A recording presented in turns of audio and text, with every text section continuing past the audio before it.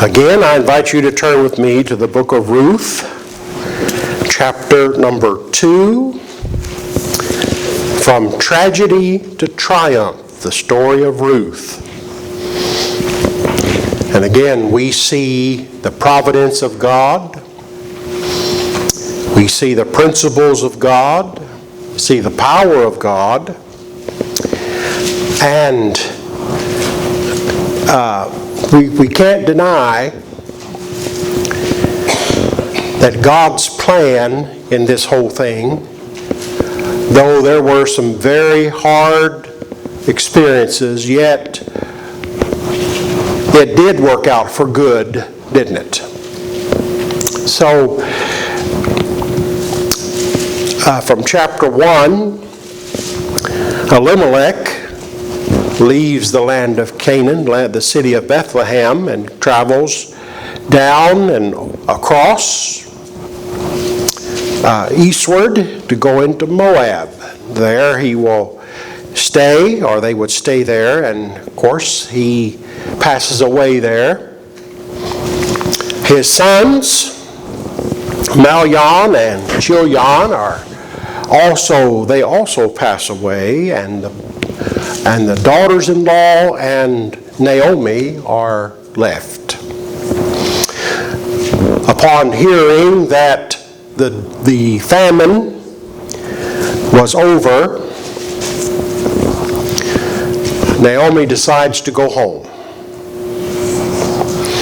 And what better place to be than to go home? And so she and her daughters-in-law get ready to head out, and she turns to them and tells them that they should go home to their families. Of course, the reason of that is they were Moabites, and people of other lands, strangers, as the Bible calls them, in the land of Canaan, may not be received well or even treated well because of their idolatrous background. So Orpah does turn and go home, but Ruth remains and begs her mother, "Do not send me away. I will stay with you until the end." And that's what she does. So they head back to Bethlehem. It's interesting, isn't it? When I say the word Bethlehem, we know that's where Jesus was born, don't we? And that's where David was born, who would be the king, the greatest and most favored king of all Israel. And he still is. David is their king. So, in chapter 2,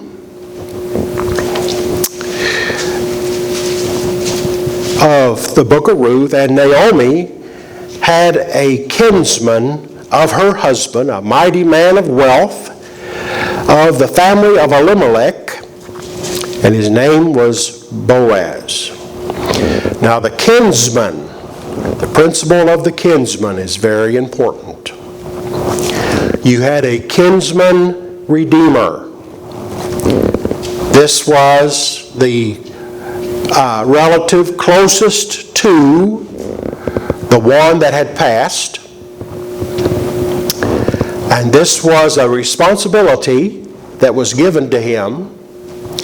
He then would marry the widow so that the family line might continue. Kinsman redeemer. There was also the avenger of blood. And that too was a kinsman.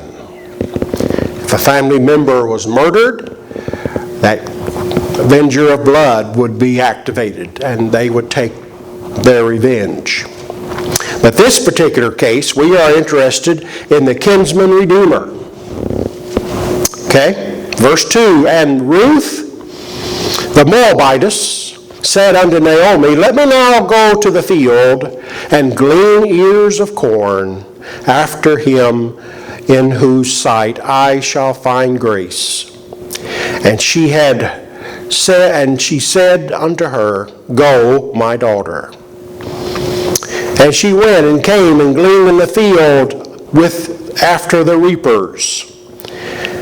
And her hap was to light on a part of the field which belongeth to Boaz, who was of the kindred of Elimelech. When it came time, this of course is the barley harvest. As you remember, it was planted in the fall and came into about the middle of April. And these sheaves would be cut, and then they would bind them. And then have stalks, have them bound in stalks. Under the law, they were not permitted to harvest the corners. If grain fell to the ground, they were to leave it there. When they got to the threshing floor, they were not allowed to muzzle the ox. They were allowed to reach down and get them a mouthful of grain as they wanted to. Muzzle not the ox that treadeth out the corn, remember? And, God's provision for the widows, the poor, and the strangers in the land was all written in to the law. God's provision for His people. In this case, as I've said before, there was no provision for widows. There was no provision for orphans, as far as society was concerned. But God had provision for them. They were permitted to go to the field and glean after the reapers.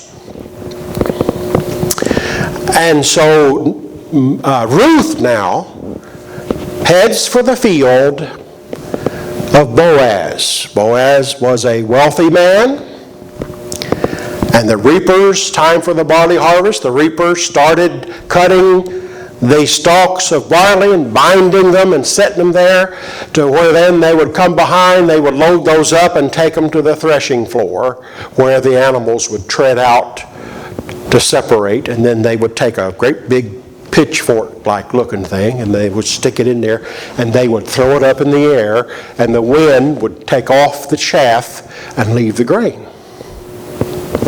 Okay? Sometimes, when I was on the farm, my dad, of course, was a farmer, and he didn't have such fancy equipment as a combine that would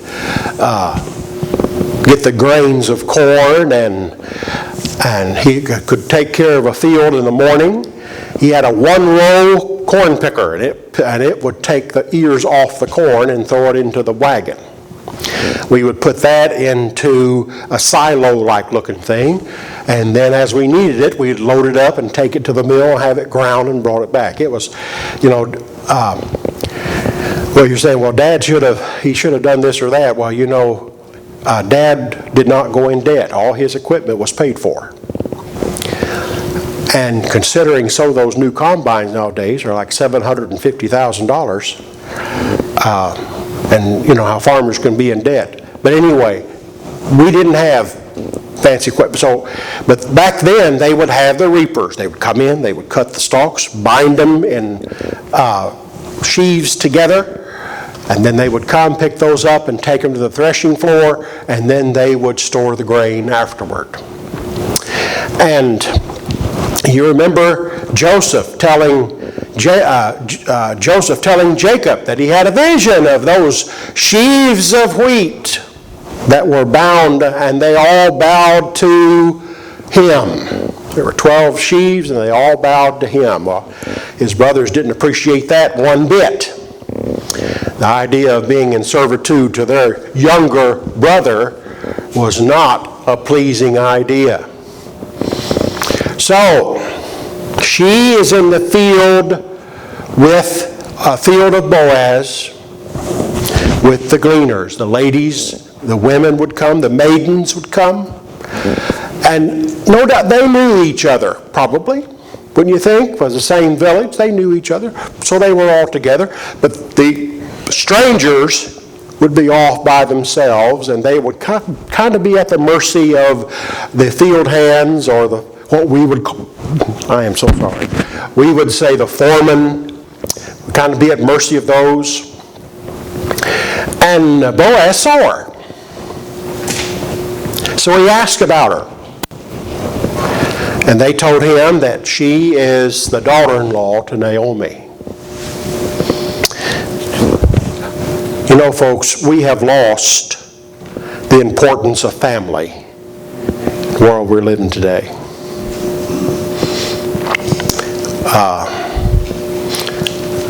And it is our loss. We are lesser a people for it, because family is important. So he goes and he speaks to her and he tells her, I want you to glean in my fields. In fact, I want you to go over here with the maidens, to be sure that you would not be hindered or bothered, and you can gather. Now, those sheaves of wheat, or barley in this case, those sheaves of barley. You know, strangers may not be aware of the law, that they can get the grain off the ground, or they can do the corners. They might decide, well, why don't they just grab a handful of these stalks here and yank them out? Of course, that caused a little bit of a scene, wouldn't it? But in this reading, we find that Boaz told the servants, if she does that, just leave her alone. If she's not aware to leave the stalks alone and just get the stuff off the ground in the corners, let her have it. So they would take those stalks and they would go home and they would find a place and they would start beating them to get the grain off of them. So immediately Boaz begins to take care to see that Ruth is not bothered and that she can get pretty much as she wants. In fact, we're told that she gets an ephod of barley. An ephod was almost a bushel. Now, barley grains are kind of small, aren't they? So that was a lot of work during the course of a day. But you see, barley was used, not only did the poor make bread of it, but also it was used to feed the animals. Now, if you couldn't afford wheat, you could afford barley. And so she would then take and gather all of this and then take it home. Now, let's go down. Well, let's see. Let's start about verse 8. Then said Boaz unto Ruth, hearest thou not, my daughter? Go not to glean in another field, neither go from thence, but abide here fast with my maidens. If the gleaners would come, and if they got pretty much all that there was, then they would just go to another field and continue. Because, you know, they too had to store grain. Many of the houses back then were one level, and there was a staircase that took them upstairs, and on the what we would call the roof, that's where they would store their grain to keep it dry.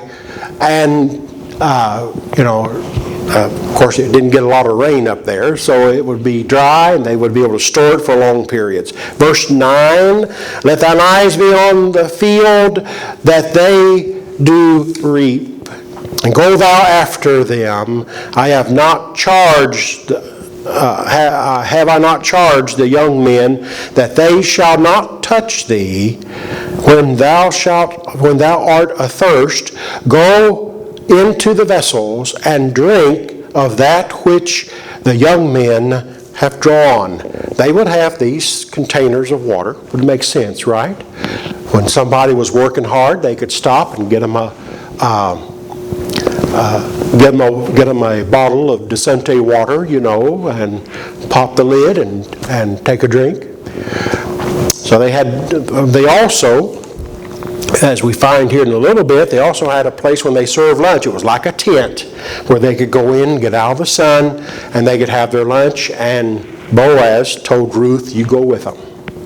So he was giving her a lot of extra service, wasn't he? Verse 10, Then she fell on her face and bowed herself to the ground and said unto him, Why have I found grace in thine eyes, that thou shouldest take knowledge of me, seeing I am a stranger? She is not a Hebrew, is she? She is a stranger. She's not of the children of Israel. In fact, she was a Moabite. Some would even classify her as an idol worshiper. Hold your finger here. Let's go to Matthew chapter 1. Matthew chapter number 1. And as Matthew, in the introduction of the king, in the book of Matthew, in chapter 1, I'm going to break into the sentence, which sometimes I do not do that, but break in the sentence and at verse number 5, and Salmon begot Boaz of Rechab, and Boaz begot Obed of Ruth, and Obed begot Jesse, and Jesse begot David the king, and David the king begot Solomon, and of her that had been the wife of Urias. So, what I'm trying to get across here is Ruth was not Hebrew. Okay, right? And yet she would be the great-grandmother of King David. Back to the book of Ruth. I look down to verse number 11. And Boaz answered and said unto her, It hath fully been showed me all that thou hast done unto thy mother-in-law, since the death of thine husband, and how thou hast left thy father and thy mother, and the land of thy nativity, or land of your birth, and art come unto the people which thou knewest not hitherfore. So you didn't know us, we didn't know you, but yet you came with Naomi, and that says a lot. Naomi was a special woman, wasn't she? She was a special lady indeed. So let's continue reading a little bit more. Verse 12, the Lord recompense thy work, and a full reward be given thee of the Lord God of Israel, under whose wings thou art come to trust. She is a stranger. She's there with Naomi. It could be very possible that they could be harmed if someone does not take them under their wing, so to speak. That's exactly what Boaz does. He takes them under his wing. He makes sure that they're well provided for. He eases her labor by telling her to work with the maidens. Leave extra stuff for her that she can pick it up. Make sure that she has something to drink. She's allowed to drink and take lunch with everyone else in the we'll call it the tent. Okay? So he's making sure that she's provided for. And you know, folks, isn't it amazing? When Ruth came to the city of Bethlehem, she knew no one other than Naomi. She wasn't sure what would happen to her. And Israel was well known how they felt and how they treated idolaters, wasn't it? So she had no idea. There are times in the Bible when people were called upon by God to do things that put their life in jeopardy, and they were trusting Him to provide, to take care of them, and to do what God had promised them to do. When Mary was discovered that she was going to have a child, that, adultery was a capital offense. Joseph had every right to put her to death. Okay? But she was trusting God. The angel said, You're going to have a son of the Holy Spirit. He's going to be the Son of the Most High. And she was trusting God for the outcome, and what do you know? It's amazing. Joseph also has a dream. And then Caesar announces that he wants a census. He wants to know who is in where, who lives in where, so that they can better tax everybody. Oh, dear ones, we agree, don't we, that God knows what He's doing. We're on this side of the tapestry. We don't see the whole picture. We don't realize what may be ahead of us. But I can tell you for a fact the examples from Scripture are plain that God is on the throne and He does take care of His people. So now, Boaz begins to help Ruth make sure that she gets what she needs to take home for her and Naomi. Remember the verse? Everybody remember the verse? Trust in the Lord with all thine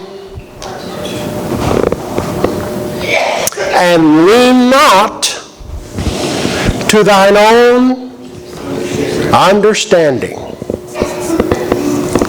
Well. I've been guilty, like everybody else, trying to figure out what God's doing. What do you think? Okay? There have been times when him and I would have a fairly heated discussion. Okay? And now you say, well, Pastor, that ought not to be.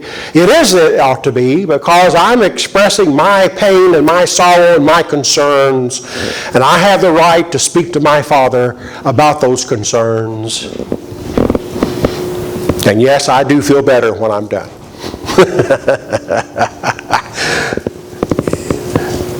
But the Lord has never broke His promise, and He has never let me down. Lean not to thine own understanding. Let's not try to figure Him out. Ruth was in a strange land. All one she knew was Naomi. And yet God moved to be sure that she would be unharmed, unmolested, so she could harvest the grain and take it back and take care of her and her mother-in-law. And Boaz saw to it. Okay? One commentator stated that he may have been related to Malion, through Malion, but I don't know that for sure. But we do know for a fact that family connection, and Boaz stepped up and said, I will take care of this. Okay? Aren't we, as the people of God, are we not instructed to take care of the widows and orphans? Okay? Wasn't there at the church at Jerusalem, this 5th chapter or 6th chapter of Acts, they would have the daily administration where they were handing out the needs to the widows, orphans. I don't think that there was a distinction made of whether they were Hebrews or Gentiles, because the church was doing this benevolent work as a testimony of what God would have them to do. Because if they didn't, these people may or could have perished. I think it is a shame on any people when they have senior folk starving to death. I heard about a couple, elderly couple, man and a woman, that had nothing and family wouldn't take care of them, and they got to the point of where they were opening cans of dog food to have something to eat. That's a disgrace. That's a disgrace on their family. That's a disgrace on any others who knew them. It ought not to be. Okay? If we don't take care of one another, certainly nobody else is going to.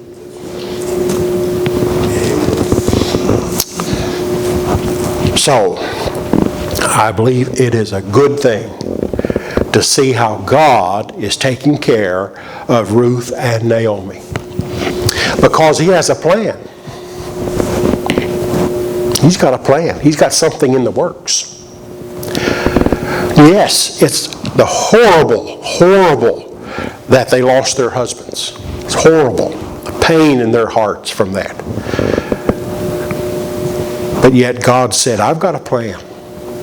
And from this tragedy, there will be great triumph. And Naomi will get to see it. See, that is just so wonderful. In verse 14, there's the mealtime and the telling her, and that morsel of vinegar was a mixture that they used to dip bread in. Okay? I read that today and I said, hey, I'm a bread lover from way back.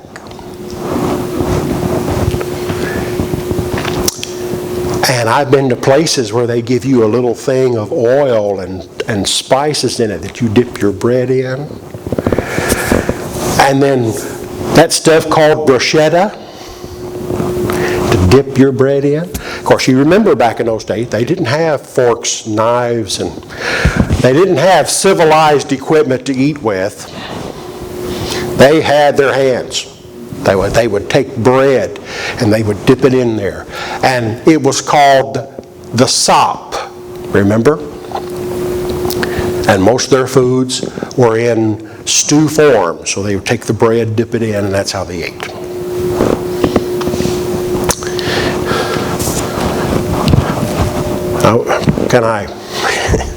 I went to a deacon's house and they were having tacos. And they put all, and they had everything there. It looked real good. And I started getting my stuff, and she didn't drain the hamburger. So it was kind of juicy, kind of stuff running on. Okay. I kept looking around for a napkin or something. The next thing you know, he reaches over and he just punches me like that. Get in there and eat, boy. It's not even good unless it's dripping off your shoulder or dripping off your elbow.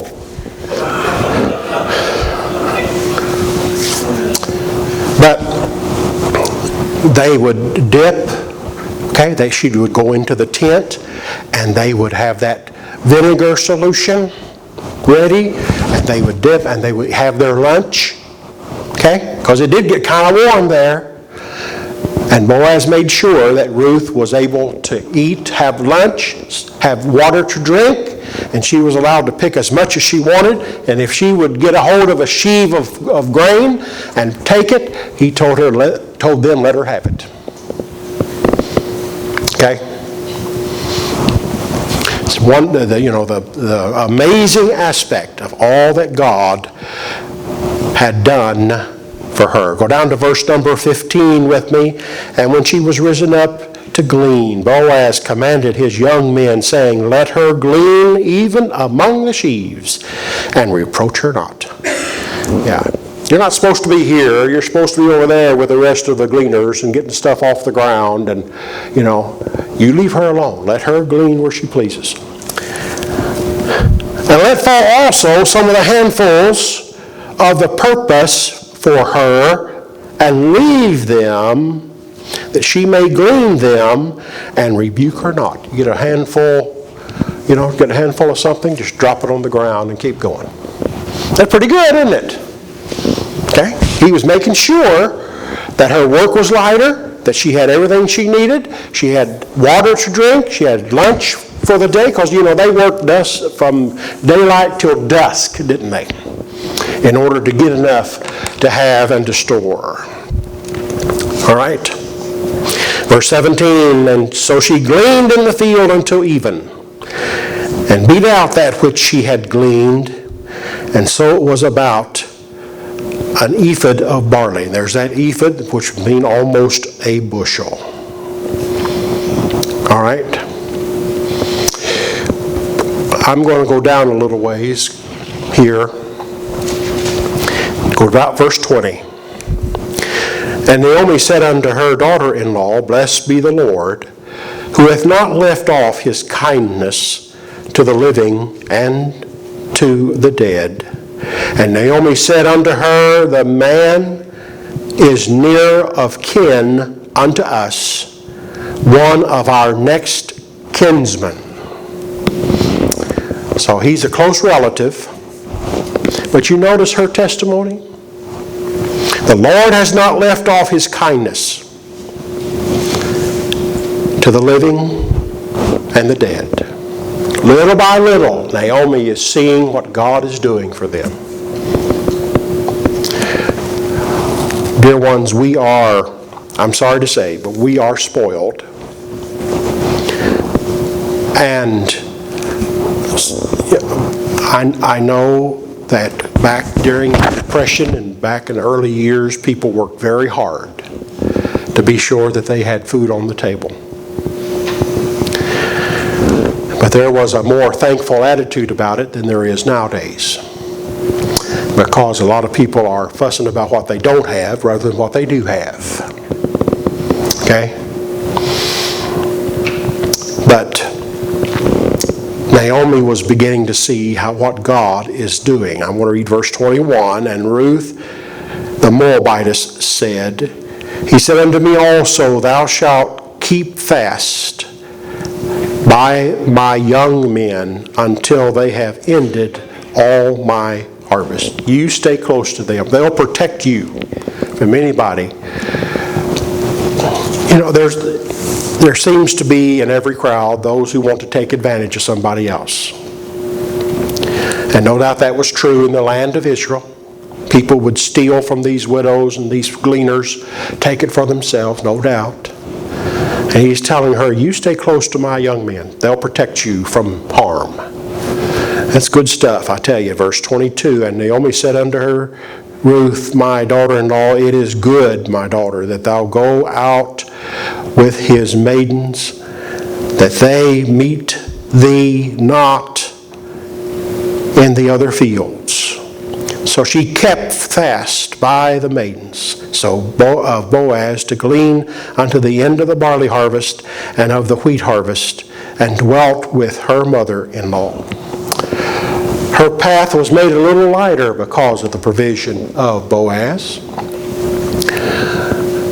And Naomi's life was made a little lighter because of the path and the protection of Boaz, her kinsman. Now, we're going to find out a little later that there was a nearer kinsman than Boaz, wasn't there? Okay, there was a nearer one, and he would be the one that would be eligible to be the kinsman redeemer. Okay? But, God has his plan. And we'll see how well that works. All right? We're going to stop there, and we will continue tragedy to triumph, the story of Ruth.